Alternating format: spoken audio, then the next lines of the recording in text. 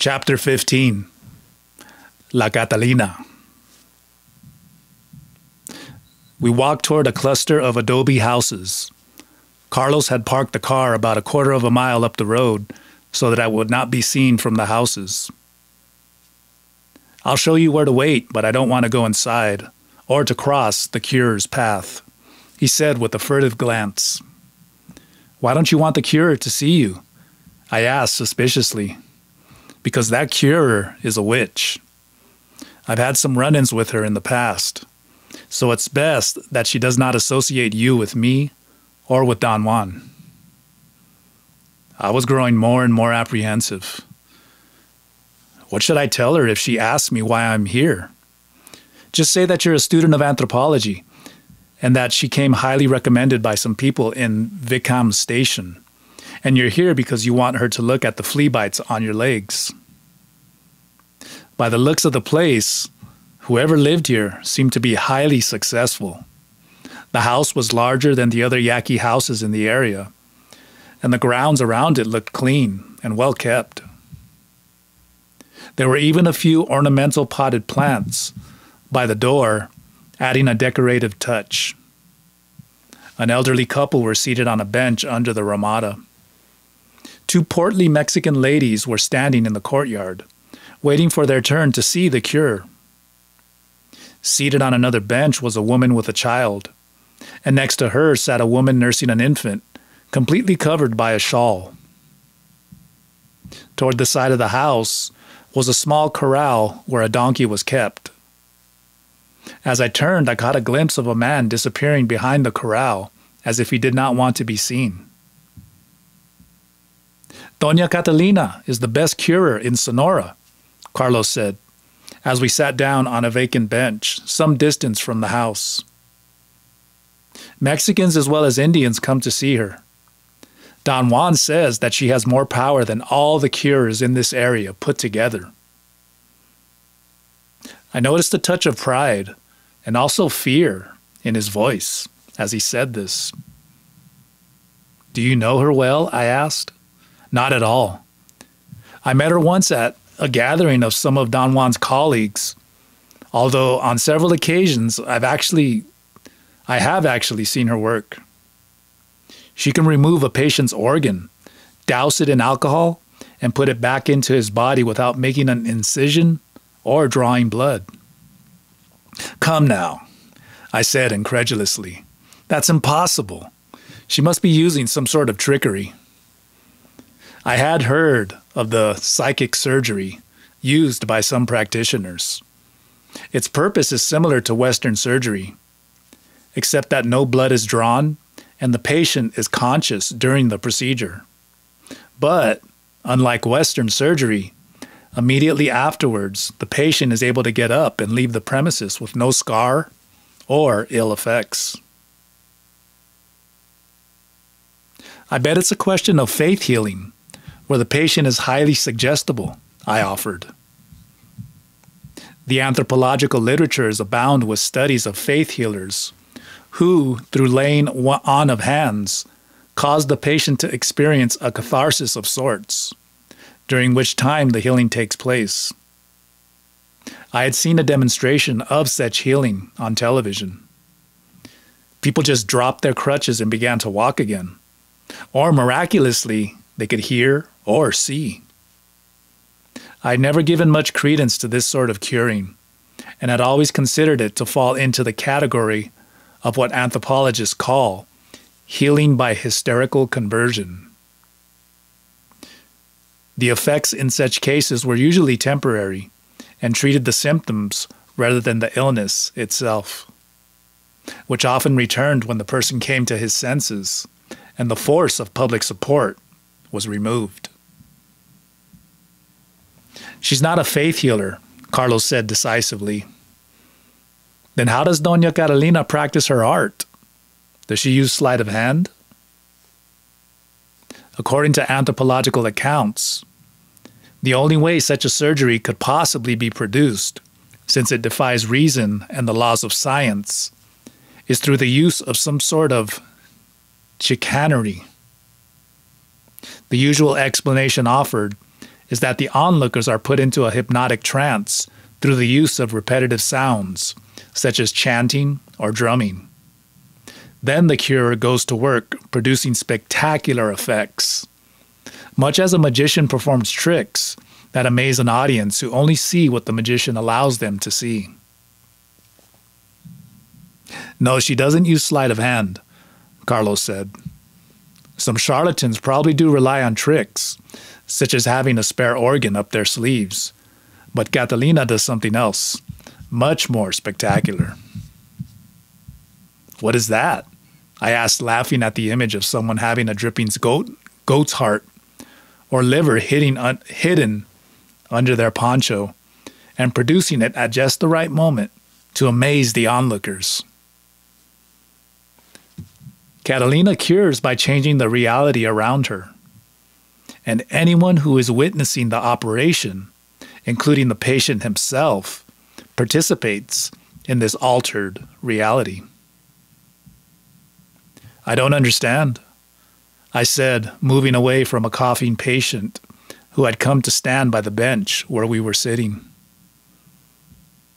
If we depart from the premise, as the sorcerers do, that the real world is also a dream world, and that it can be perceptually altered if one has enough power, then the curer, who is also a sorceress, can change the reality immersing them by altering the consensus of the people involved.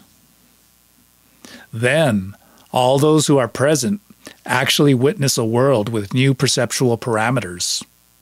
They are forced to acknowledge what they see with a new intersubjective agreement to replace the old one. Isn't this a form of mass hypnosis? I queried. Not really, Carlos replied. Unless you call being alive, or what we are experiencing now, a form of hypnosis. What Catalina does is to alter the awareness of her patients and the awareness of whoever is witnessing her curing, and of course her own awareness, which is subject to the dreaming and stalking abilities of sorcerers. Then whatever happens for them is as real as the world we are experiencing now, sitting here on this bench. You mean she uses her dream body during her curing sessions? I asked. That is what happens. She has learned to utilize parts of her dreaming reality and is able to project it onto people's everyday reality so powerfully and completely that profound disruptions take place. Then she uses her stalking techniques to fill in the breaks and make life recognizable to the onlookers, although its features are markedly different from the everyday reality, but just as real. How is it different from everyday reality? Well, she can remove an organ without drawing blood. Within our consensual reality, that is impossible to do. I see what you mean, I said with a shudder. I wondered how healers like Catalina acquired such extraordinary powers to be able to change the world around them and cause everyone within their field of energy to experience the inconceivable. Waiting for my turn, I grew more uneasy, wondering what she would do to me once I got into her energy field. Carlos had assured me that her powers were genuine and that no trickery was involved, and her fame attested to her skills as a curer.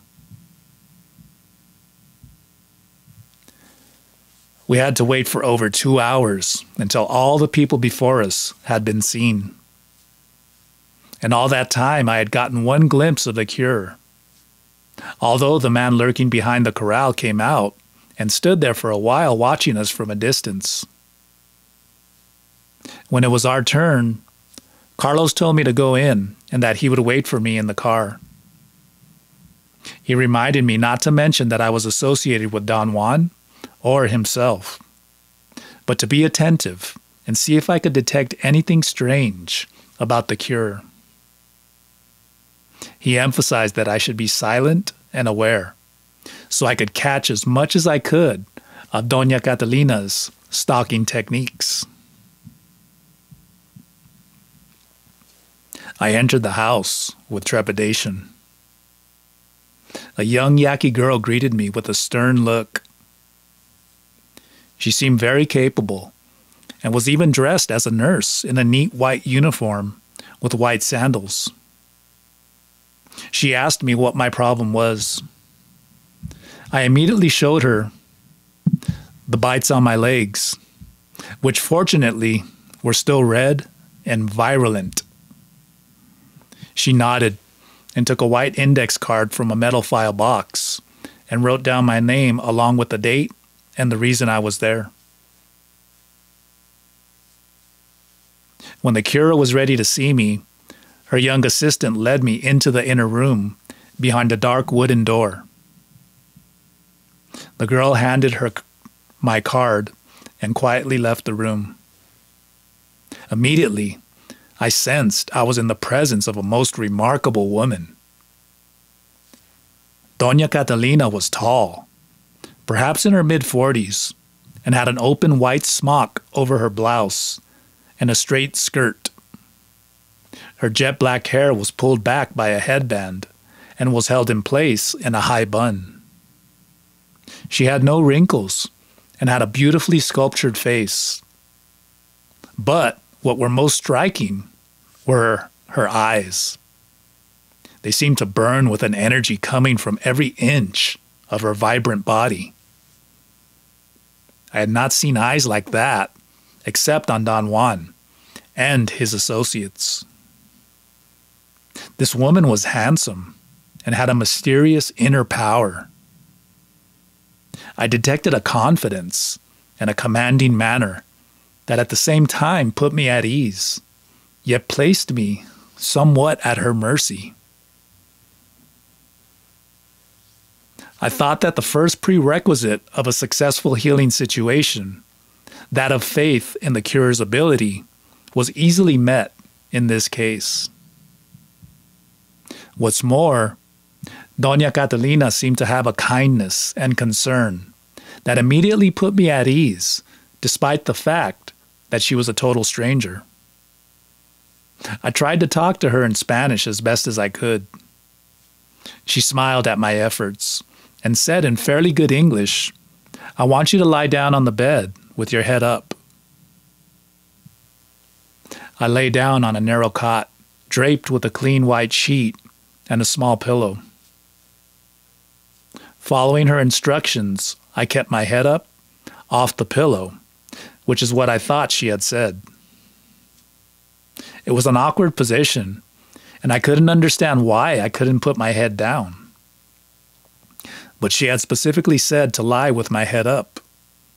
So I strained my neck to keep my head off the cot. Perhaps it was part of the curing procedure. Doña Catalina gently pulled up my pant legs and examined the bites on my legs. They were not as red or swollen as before, but they still itched and were virulent. A few scabs had already formed where I had been unable to restrain myself from scratching. I craned my neck to see what Doña Catalina was doing. She was wiping my legs with some pungent liquid. By now, my neck was getting tired, and I could hardly keep it off the pillow. Doña Catalina gently opened the front closure of my Levi's and eased up my shirt to expose my stomach. Then she put some lotion on her hands and began massaging my abdomen in a circular fashion. First in a clockwise direction, then in a counterclockwise direction. As she moved her hands, I felt her fingers doing strange things. It felt like tiny rodents' feet moving all over my abdomen, causing an itching situation. As if she were searching for something through her sense of touch. At a given moment, I realized that what Doña Catalina had meant was for me to lie on the cot face up, and she had not meant for me to keep my head up at all. I relaxed my neck muscles and laughed to myself as my head gracefully hit the pillow. I had been literal-minded, again as usual. Like the time in an ice skating class when the instructor had told everyone to skate to the music and I headed right toward the sound speakers. I could hardly keep from giggling to myself. It must have been strange for Doña Catalina to see a gringa not wanting to let her head touch the pillow. I knew she must have thought I was afraid of catching lice or that her pillow wasn't clean enough. I had an uncontrollable urge to giggle at my own stupidity and tried my best to suppress my mirth as Doña Catalina kept exploring my stomach. "Am I tickling you?" she asked, noticing my suppressed smiles. "No, I'm fine," I said, trying to control my giddiness. I watched Doña Catalina's expression as she worked. It was calm and serious.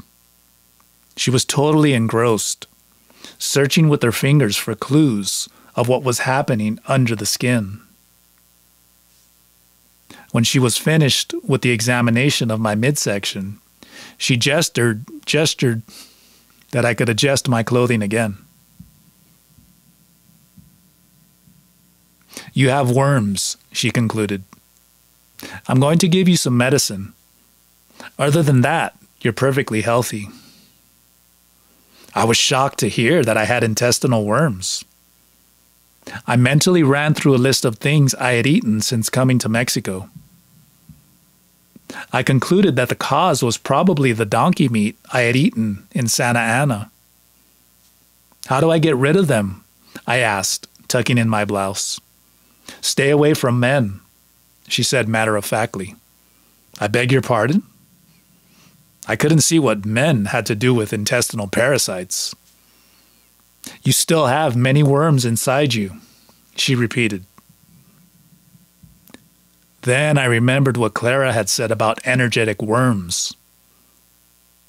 She had told me that during the sex act, men leave energetic filaments inside a woman's body, which to a seer look like thousands of luminous worms. They remain inside the body of a woman for 7 years, feeding off her energy and making her grow weaker as the recipient males grow stronger. Each renewed contact between a man and a woman strengthens the ties and makes the energetic worms even more active. Perhaps the itching I had felt in my abdomen were the worms being pushed around by Doña Catalina's probing fingers. "What can I do to get rid of them?" I asked, alarmed, besides staying away from men. For years, I had been leading a celibate life, so as not to renew the connection or vigor of any worms contracted through past encounters. "Stay away from men," she repeated. "Then in time, the worms will die out by themselves." I nodded. I wondered how she knew about the luminous worms, whether it was common knowledge among sorcerers, or perhaps it was a subtle trap so that I would reveal my connection with Clara or Don Juan. I decided to play the devil's advocate. "How can you be sure I even have worms?" I asked. "I felt them with my hands," she replied. "There are more on your left side than on your right. These will be harder to get rid of. You are still attached to them and call them your own." I couldn't think why that would be so. I had done a thorough recapitulation of all sexual encounters and felt very detached from them. I watched Doña Catalina fill a small plastic bottle with some pink liquid that looked like Pepto-Bismol. She tightly sealed the cap and placed the bottle on the table. "You are to take a teaspoonful 3 times a day," she instructed. Wash down there with water boiled with rosemary. Eat more and worry less. What makes you say I worry? I asked, sheepishly. She looked me straight in the eyes. I can tell from the condition of your spleen, she replied. I wasn't just massaging your stomach. I was examining each of your internal organs, your liver, spleen, and kidneys. I can tell what you are feeling in them. If they are happy or sad, calm or agitated. You mean to say that internal organs have emotions? I asked. She gave me the eeriest smile and nodded. If you don't treat them well, they won't give you a moment's peace, she said, and handed me the pink medicine. I asked her how much her fee was. She shrugged and said that the plastic bottle and medicine cost 20 pesos, but that I could pay whatever I wanted to her assistant on my way out. I thanked her and was about to leave when she stopped me. You know Juan Matis, don't you? She said with a certainty that left no room for doubt. Did he send you here? Remembering Carlos's command, not to mention that I was associated with them, I didn't know what to say, so I just stared at her, dumbly. Did he bring you? She demanded again with an icy stare. I was totally on the defensive. No, he didn't, I said. She looked at me surprised, as if she didn't believe me. Really, I didn't come with anyone by that name, I insisted. She lost her pleasant manner. I came with a friend. He's waiting for me in the car. She gave me a penetrating glare that would freeze a lizard, then looked me up and down. You're not like the rest, she said. You certainly didn't come here to be cured. You have ulterior motives. Did you come here to spy on me or to steal my power? Of course not, I said, shocked. I assure you, I had the best intentions. I don't believe you. You came to steal my curing secrets, didn't you? All of a sudden, I became terrified. I broke out in a cold sweat. I wanted to leave, but she jumped in front of the door, blocking the exit. I couldn't understand what had gotten into Doña Catalina. A moment ago, she was a ministering angel. Her gentleness and confidence, I knew now, were stalker's techniques designed to put me off guard. Now, it was an instant reversal.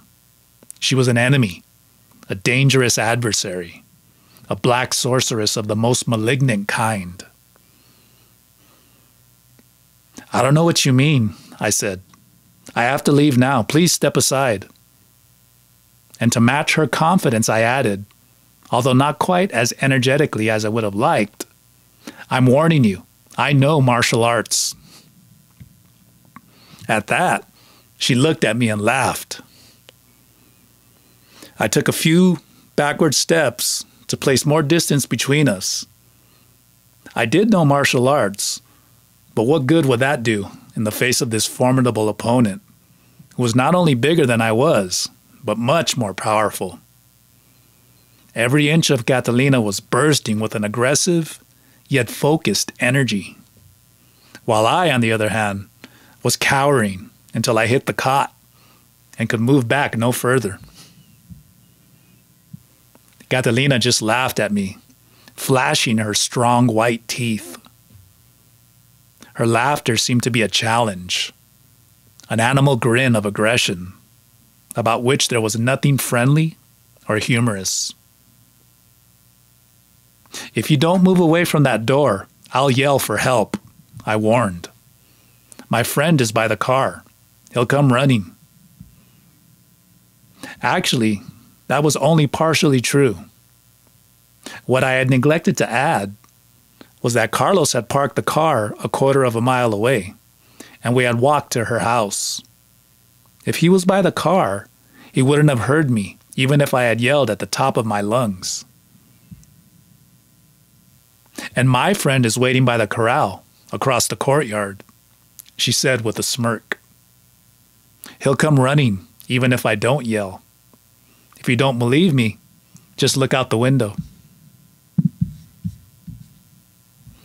I looked out the window and saw the same man who had been lurking by the corral, standing in the courtyard. At this distance, I could tell there was something familiar about him. Then I remembered where I had seen him. It was while crossing the border at Nogales. It was the Indian who had caused me to faint and had taken that opportunity to pocket my gold pin. I felt fear grip my core as he gave me a most imperceptible nod of recognition, as if he too remembered the incident. I knew there was no escaping from this duo of sorcerers. Who is that man? I demanded to know. He's my protector, Catalina said with a smile. So don't try any funny business. With a single movement of her hand, she pulled at her headband, and her hair came tumbling down around her shoulder.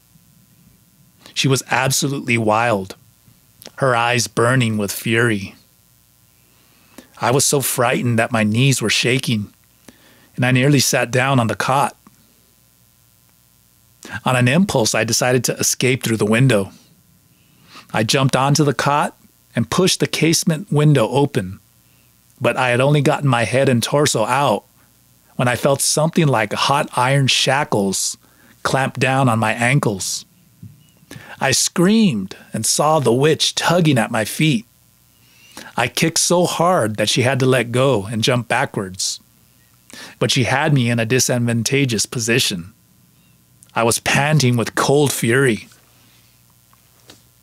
If only I had my crystals so I could point them at her, was the thought that came to my mind.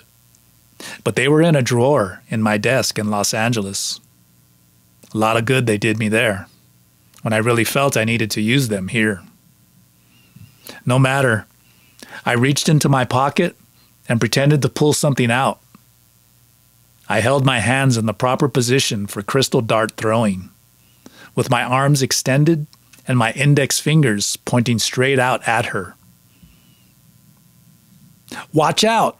I have crystals!" I yelled.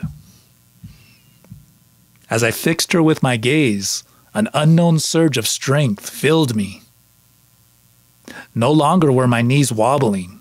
They became strong, and my legs felt longer and longer, as if charged with an energy rising from the earth. My back cracked and straightened out. As energy shot up from the ground through my neck and out of the top of my head, I seemed to be very tall.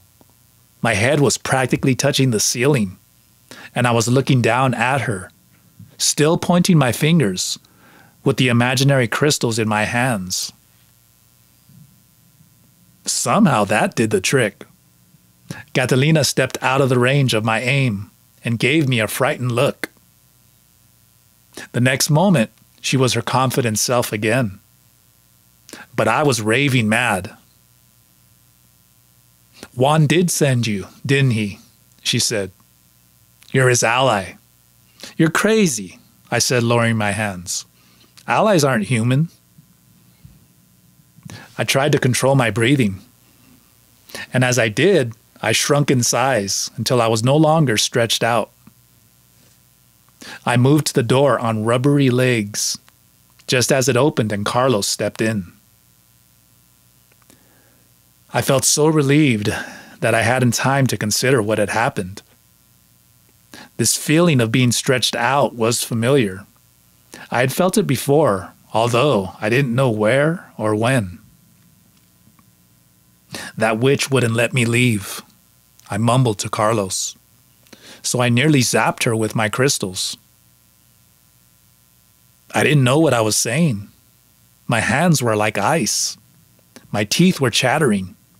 I was freezing cold. Carlos took one look at Catalina, grabbed me by the arm, and pulled me out of the house. I could hear the woman's eerie laughter following us all the way to the car. That woman is insane, I gasped.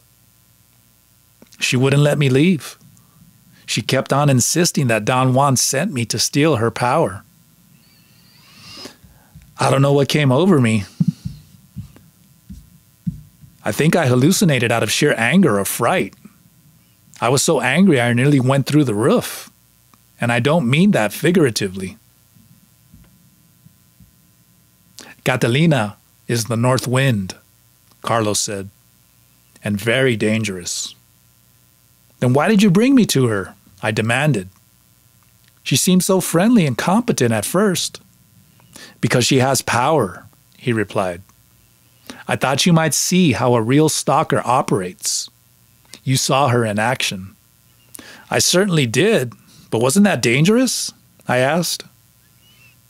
She knew I didn't come out there just for my flea-bitten legs, although she did give me some lotion, which I left in the house. As long as she didn't suspect you were with me, I thought you would be safe. But I see I was wrong. She saw through you right away. Not right away, I corrected him. Only later, as I was about to leave. When we got in the car, Carlos asked me to recount everything that happened from the moment I entered the house, which I did to the best of my recollection. It all started out so amicably. I had to keep from laughing because I thought she had wanted me to keep my head up throughout the session for some mysterious reason. So I held this awkward position for as long as my neck could stand it. Then when I realized my error, I couldn't help giggling. That must have been what threw her off the track, Carlos said. You laughing and keeping your stomach tense. She couldn't really see inside you until you relaxed your body. Then she could see you weren't the same as everyone else. What do you mean? Catalina, being a seer, could see that your energy doesn't flow the same way as our other patients. What do you mean it doesn't flow the same way? How is it different? It isn't quite the human pattern of energetic movement, Carlos said. That's what gave her the idea that you were Don Juan's ally. She certainly did get suspicious. She kept asking me if Don Juan had sent me, and I kept insisting that he didn't. Then she really got angry and accused me of coming to steal her power, which certainly wasn't the case. Carlos listened to the rest of my account in silence, especially when I told him about the strange man in the back of her house. My teeth were still chattering. Just the thought of that woman and her protector made me shiver. North wind or not, she certainly could make someone freeze to the core. Carlos said I shouldn't talk about her anymore, because the more we talked about her, the easier it was for her to track us through our thoughts. You mean she's going to follow us? She's a powerful witch. She can follow us to the ends of the earth, if she has the mind to. But I think she just wants us out of this area. We better just get our things and leave. You mean she's running us out of town? What would happen if we didn't go? She can make life very uncomfortable for us, especially at night. I wouldn't want to incur her wrath more than we already have. But I didn't mean any harm, I said. I didn't even know what I was supposed to look for. Her stalking techniques, Carlos reminded me. Like what? Didn't you notice her appearance? Was she old or young? Confident or at ease? She was very beautiful and confident and at ease. I liked her. I don't know why she reacted as she did. Are you sure we shouldn't go back and talk to her? Straighten things out? Believe me, it's better not to antagonize her further. There's no end to her power. You saw how young she made herself look. What do you mean, made herself look? How old is she? She's the Nawal Julian's cohort. That makes her very, very old. That would make her over 100, I gasped. But she didn't look a day over 40. Exactly. We'll leave here right away. Do you think she'll let us go? Your display of the double caught her off guard. I saw the tail end of it. You must have put the fear of the devil in her. What display? All I wanted to do was get out of there. Something came to your rescue, and it wasn't me. Where will we go? I asked. We have two choices, Carlos said. We can either go north to Los Angeles, or we can go south to Guadalajara. Just then, a crow alighted from a tree branch and flew toward the hills in the distance. I opened my compass and checked the direction. It was flying due south. My feeling is we still have unfinished business in Mexico, Carlos said as the car picked up speed.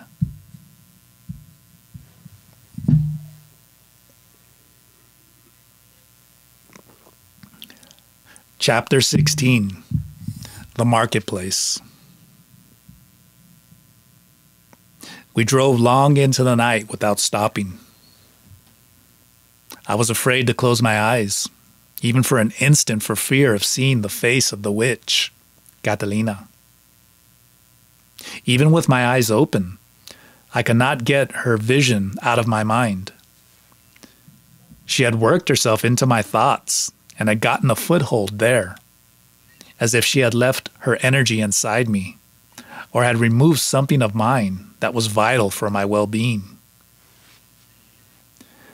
I was certain she was doing witchcraft on the level of the invisible, and all my efforts went to fighting an exhausting battle of the will. Carlos was right. She was pursuing us, and I had a gnawing anxiety that if I fell asleep, something terrible would happen. For an instant, my eyes drooped, and in my drowsy state, the smudges of dirt and light reflected on the windshield became the awesome face of Catalina, with large teeth and glowing eyes. The trees outside were her black hair flowing like a banshee. I shook my head to dispel her image, yet I couldn't help being obsessed with what had happened. Now her face was burned into my memory forever, like a flame after staring at it too long. I felt like a moth flying erratically around a light bulb, unable to break the fixation I had with that woman and her power. Also, I couldn't help worrying about the luminous worms that she had said were draining my energy. I thought I had gotten rid of all of them during the recapitulation I had done under Clara's guidance. But 7 years had not elapsed, and according to the sorcerers, that was the duration for luminous worms existing inside a woman's womb. All I could think of was that Catalina had awakened the luminous worms in my stomach by massaging it. I thought of the girl in the store who wanted to go to the United States with Carlos. I felt a pang of jealousy and hated myself for feeling that way. The witch, Catalina, had pegged me. In spite of my denying it, I was still attached to men, and being loved and accepted was prominent, despite anything I said or did to the contrary. I tried to think of other things, but the darkness around us was too engulfing. It seemed to be darker than a normal night. That worried me. I glanced over at Carlos, but he was as worried and preoccupied as I was. For distraction, I asked him to describe the kinship system of the Yaqui Indians and whether they had the mother-in-law joking relationship pattern predominant in so many other cultures. Is there mother-in-law avoidance among the Yaqui? I asked. Carlos looked at me as if I were a cockroach. I mean, according to Malinowski, based on his work in the Tobriand Islands, there is usually an avoidance structure set up between the husband and the wife's mother. Or it's between the mother's brother and the sister's daughter. That would be an incest taboo, since it would make him her uncle. It's better to just keep quiet, rather than to talk nonsense, Carlos said, turning his eyes back to the road. I felt a jolt. I knew he was angry with me because of the luminous worm. I felt like a traitor, guilty of still being energetically attached to men that, by now, I didn't give a fig about. I had one foot in the world of sorcery. The other gangrenous one was immersed in the world of human affairs. Upon more soul-searching, I realized I was still concerned with finding love, thinking of who will take care of me in times of need, and what will happen to me if I didn't succeed in the sorcerer's world. I was investing, expecting rewards for my efforts, and when no rewards were forthcoming, I tended to give up and revert back to my familiar pattern of behavior. As we drove in the dark, memories came back to haunt me. I couldn't believe they still had such a powerful, emotional valiance. I was certain Catalina had stirred up a can of worms during her treatment, and because of it, I could remember every detail of things that had taken place years ago. I was 14, banging on the church doors at 2 o'clock in the morning, wanting desperately to have a priest hear my confession. I couldn't take it any longer. I was afraid I would die in the night and be condemned to eternal hell for doing the things the tragic couple in Father O'Brien's Sunday sermon had done. That Sunday at Mass, he had told us what had happened to 2 teenagers in his previous parish who had gone on a drive up the mountains to do shameful things. While they were engrossed in petting and kissing and other things which he left deliberately vague, the handbrake had worked itself loose and the car rolled down the mountainside, killing the young people instantly. When their bodies were found, to the shock of their parents, they were in various states of undress. Father O'Brien had said that their death had come so suddenly that they didn't even have time to make an act of contrition, and now their souls are in perpetual agony. The doors of the church had been locked, and no one came to hear my confession. I got tired of pounding and became so enraged that I swore that I would never expect anything from the church again. God had closed his heart to me in my hour of need, and I would do the same to him forever. I gave the thick wooden door a sound kick, spat on the ground, and because I was so agitated and needed to relieve myself, I squatted down and urinated right there on the church steps. I never went to confession again, and to my mother's profound distress, I decided to sleep late every Sunday and skip Mass altogether.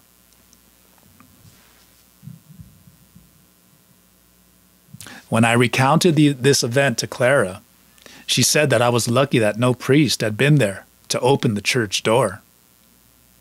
For to confess and throw oneself on the mercy of a priest or God himself in a moment of weakness was the worst thing anyone could do.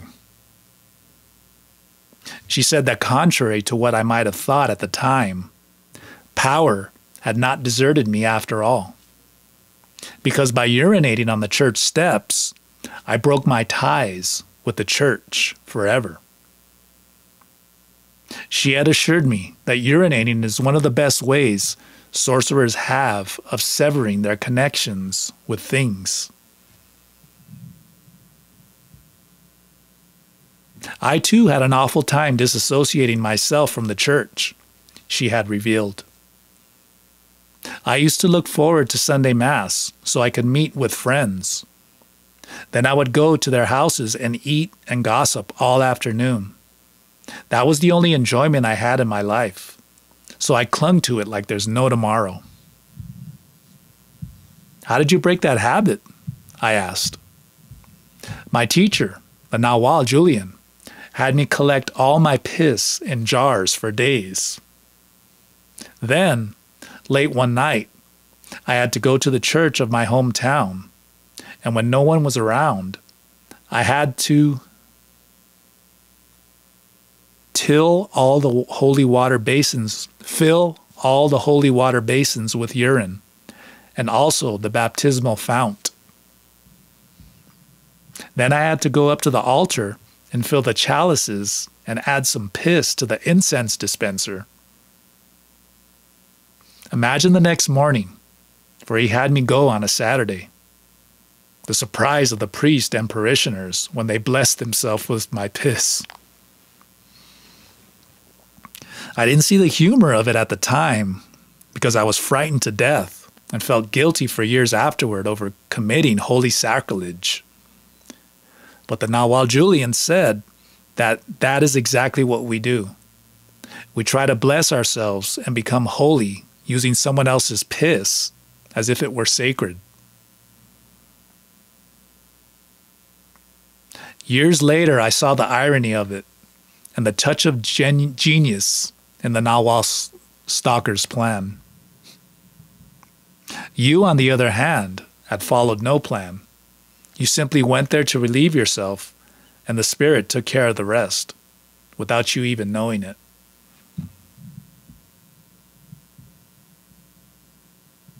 As we drove in an uneasy silence, I breathed in the memories and softly exhaled them. Several hours later, we arrived at the city of Los Moches. We stopped at a modern all-night dinner to eat. I was ravenous. My legs were itching terribly out of guilt, tension, and a lack of sleep. I almost wished I had not left Catalina's potion in her house. Yet I had been told never to accept food or drink from anyone, and certainly not medicine. Who could say what that lotion contained or might have done to me after La Catalina's wrathful outburst? We ordered bacon and eggs in the well-lit coffee shop. Carlos seemed tired, but I was relieved to see that he too was ravenous. Somehow we still had our appetites, so things could not have been totally out of control.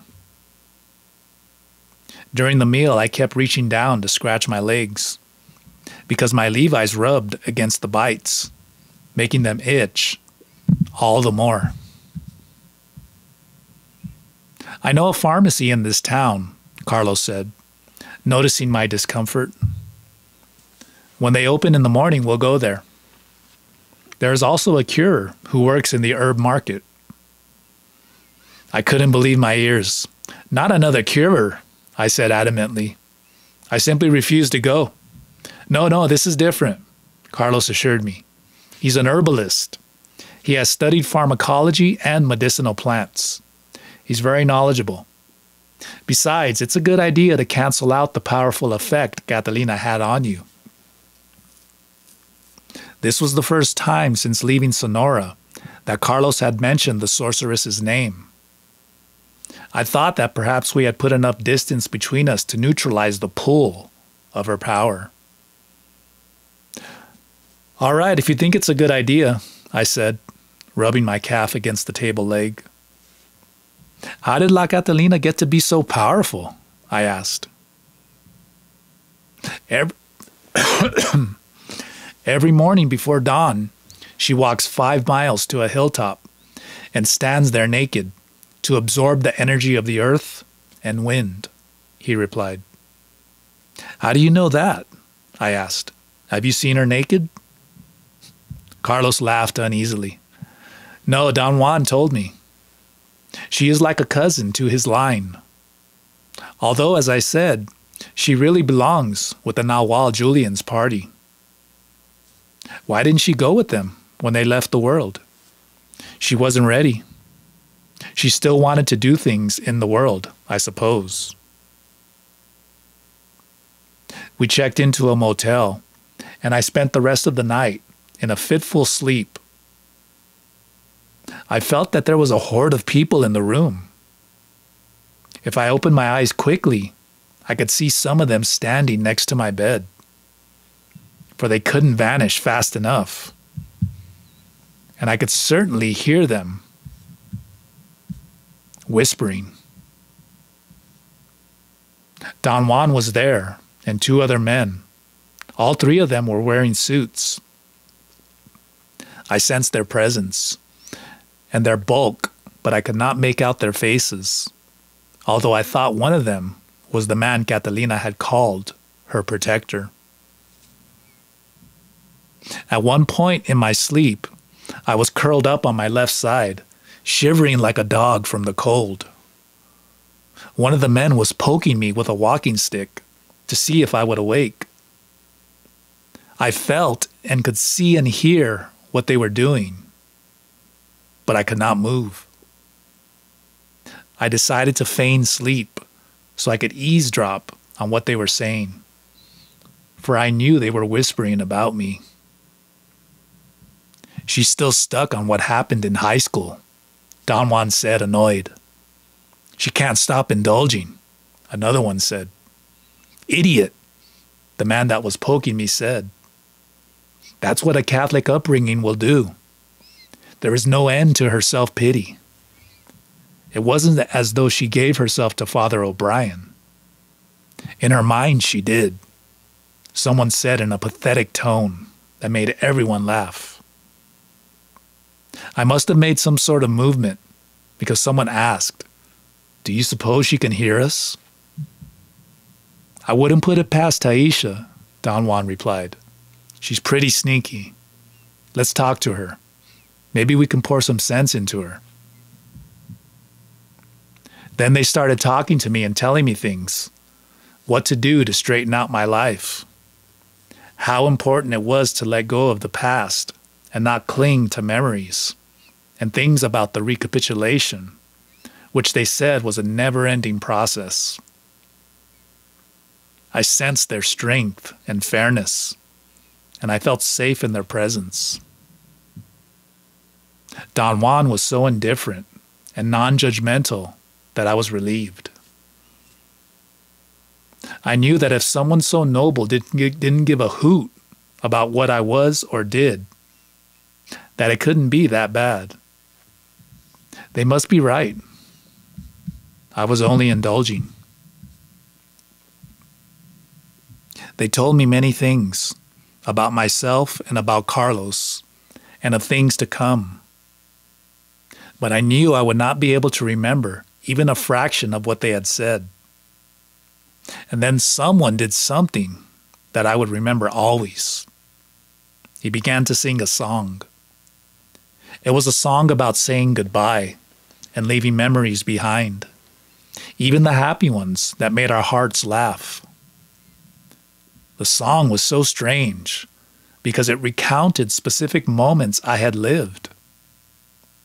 It was as if that song was tailor-made for my life, and the words described what I was feeling in the deepest part of me. Of course, I began to cry. Not because it was a sad song, but because it was about me. It was a song of making peace with one's heart and with lost youth.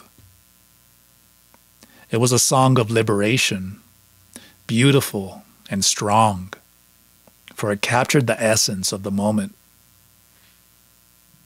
It summed up the temporariness of life. Listening to it, I felt purged, and a deep sense of gratitude and love welled up for those who were helping me for no reason at all. That simple tune had reached places no words could have touched. The next morning, I remembered what had happened in the room the night before. I wanted to write down everything so that I could later make sense out of it and follow the advice they had given me. But all I could recapture was the essence of some of the things they told me, and of course the song, which was still in my mind, weaving its melodic spell. After breakfast, we drove to the center of town, parked the car near the plaza, and walked to the marketplace. This person has a stall in the market where he sells medicinal herbs, Carlos said. I think it's in the aisle, if I'm not mistaken. We walked past the rows of fruit vendors and a stand that sold poultry. Chickens were hanging upside down with their heads chopped off, and blood was dripping into a pan below. I became queasy. It was not a pleasant sight to see so soon after breakfast. Carlos made some inquiries as to whether the man we were looking for was there that day.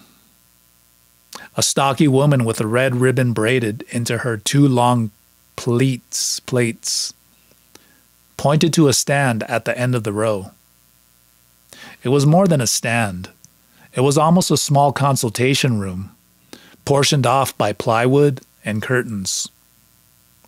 There was a sign on the curtain saying, "The doctor is out." "The cure will be back shortly," said a thin, gaunt youth who was the curer's assistant. He led us behind the curtain and asked me to sit down on a crate. A hot breeze came through the opening of the fabric, making the windowless quarters even stuffier. The cement floor was swept clean, and there was an altar with wilted flowers and a statue of the Virgin and some drooping candles.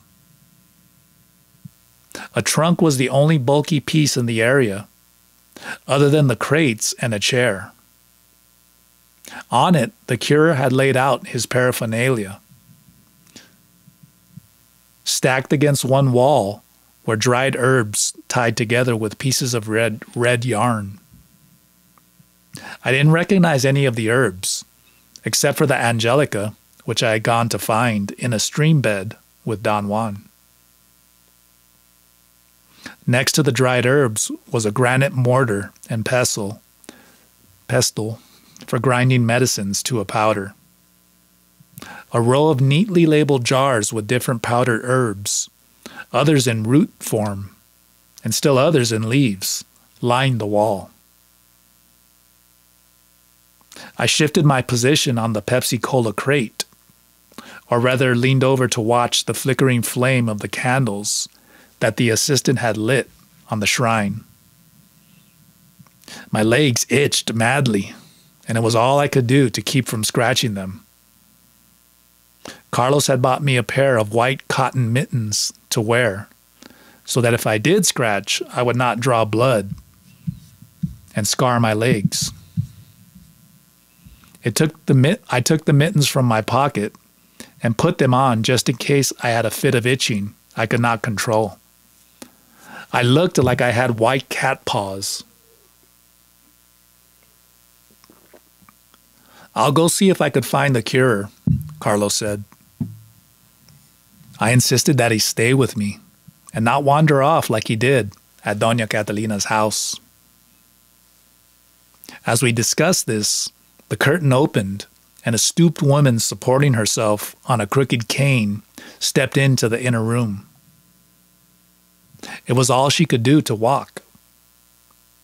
The assistant greeted her warmly and helped her to the sole chair that Carlos had vacated. "Is she the cure?" I asked Carlos in dismay. Carlos shook his head. "I don't think so. She must be one of his patients." But the assistant introduced her to us as the cure's wife. She kept raving about her husband's powers, saying that he had cured her son's shoulder, which he had dislocated while digging an irrigation ditch. "Why doesn't he cure her?" I whispered to Carlos. "She seems to be on her last leg." The old woman smacked her lips and looked me up and down in disapproval. I sensed she distinctly disliked Americans with their soft, cushioned ways. I wasn't about to antagonize anyone after the experience with Doña Catalina. So I said, "Buenos dias," and smiled as graciously as I could. She nodded and said buenos dias, but did not smile. The cure must be ancient, if that's his wife, I thought. Just then, a sprite man, perhaps in his late 40s, entered through the curtain. He was tall for a Mexican, lean, and he exuded a sort of wiry vitality. He had a pointed, well-trimmed beard, giving me the impression of a Spanish gentleman on leave from his hacienda. And like the Spaniards, his skin was light. His eyes were friendly, and he had well-marked laugh lines around his eyes and mouth, giving him a mischievous appearance.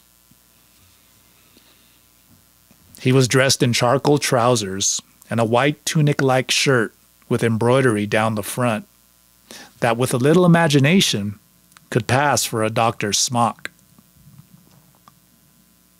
Carlos, the curer, Don Vicente, and his assistant chatted amicably in Spanish for a while, as his wife, who looked more like his mother, or even his grandmother, looked on in silence.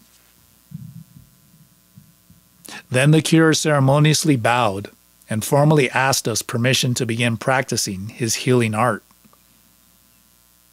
He was such a gentleman that I instinctively trusted him. His assistant had told us earlier, while his wife was informing us of his prowess, that he could diagnose illness by evaluating the color and shape of a person's energy that surrounds his body. The cure started by staring at me, as if assessing the state of my energy. I was worried about what he might see, especially after the clash with La Catalina. I would have hidden all the bad things if I could, including the foreign, luminous worms. But how could one hide what was already invisible? The cure became foggy-eyed and a bit groggy, and he seemed to be looking right through me, so there was no place to hide. I didn't like the way he was shaking his head in dismay. After an uneasy interval, he opened his eyes wider, and with a frown, whispered something to Carlos in Spanish. "He believes it is a case of bewitchment," said Carlos. "Witchcraft? I knew it. But he hasn't even looked at the flea bites yet." I began to roll up my pant legs. The cure glanced at the red swollen bites and nodded as he repeated what he had said before. "Embrujamiento." "Now, he's certain it's witchcraft," Carlos said. The old woman in the corner nodded in agreement. "But doesn't witchcraft have to be done by an enemy?" I asked. "I don't have any enemies in Mexico, except for maybe for Catalina. But I had the bites before I had the run-in with her, so I know she didn't cause them." He thinks a jealous woman put the hex on you, said Carlos. I don't know any jealous women, I said, except for myself. I couldn't help thinking. Don Vicente examined the bites carefully, then took 2 white candles and ran them sideways up and down along my calves.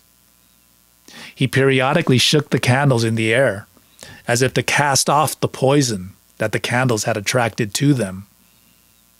Then he got a flask of yellowish liquid from the shrine, which he said was holy water, and sprinkled it on my legs. I cringed, as if I were Satan himself, for I remembered Clara's story about urinating in the holy water fountains in the church. I was certain that the liquid was the curer's own urine. Then the assistant took from the top of the chest a rattle with a long handle and gave it to the curer, who shook it vigorously all around my body.